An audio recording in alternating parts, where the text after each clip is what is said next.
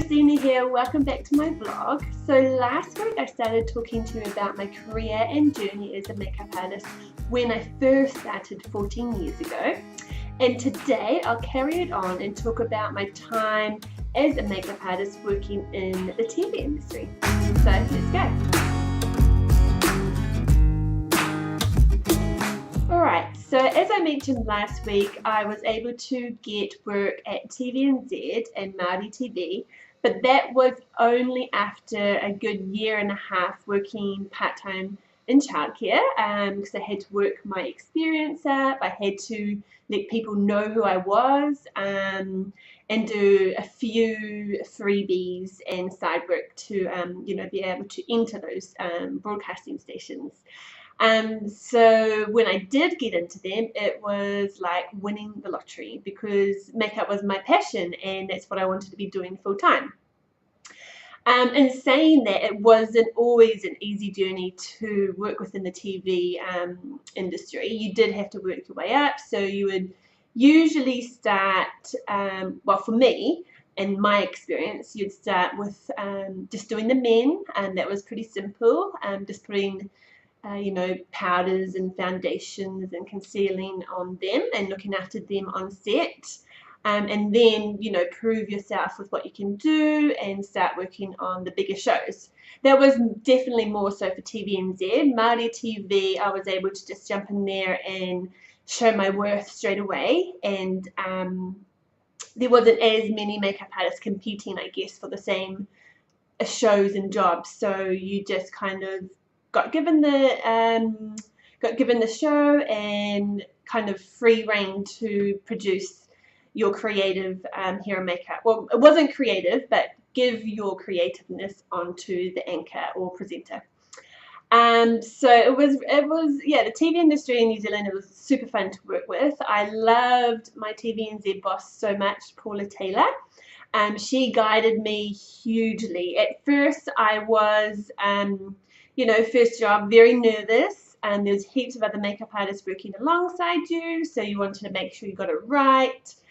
My first, because you have to do hair and makeup, hair as well as makeup in TV, otherwise you need to be able to be disposable and able to be called upon whenever to be able to do anybody's hair and anybody's makeup. I didn't cut or colour, but I did learn to style. However, my first blow dry was horrible, because you need to, as you can see on TV, it's all nicely styled hair, a little bit of waves or curls, but nothing too extravagant. So you needed to be able to do a good blow dry. And literally, I was very shocking at that. So Paula encouraged me to do practice. So I ended up going to do, finding a job, just a part-time job, when I didn't have shifts at a hair salon, because they always blow dried your hair afterwards. So I went and did that and learned quite a lot there.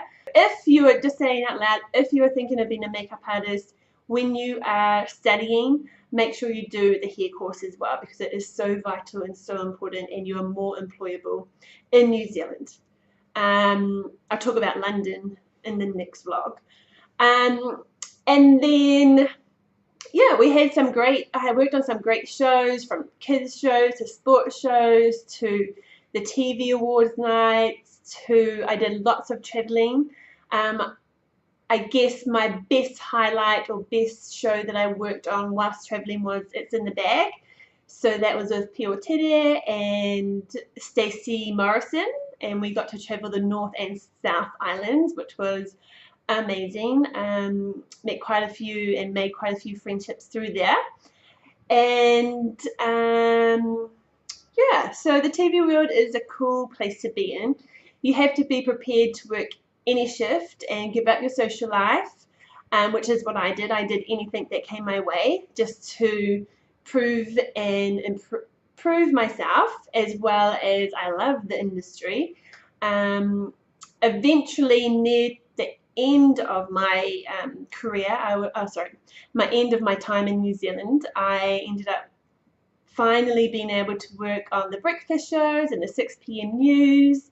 So yeah, I got to work on some really, really cool stuff. There weren't that many lows, to be honest. I loved working at both TV stations. I was also able to work with magazines, so A New Idea, Women's Day, Women's Weekly, Next Magazine, and also heaps of private smaller production houses. So it was a huge variety, and I think now I'm guessing the industry is even bigger from when I left it. I'm going to leave it there. And the next vlog, which I will post this coming Thursday, I will talk about my time in London. All right, thank you. Have a good week.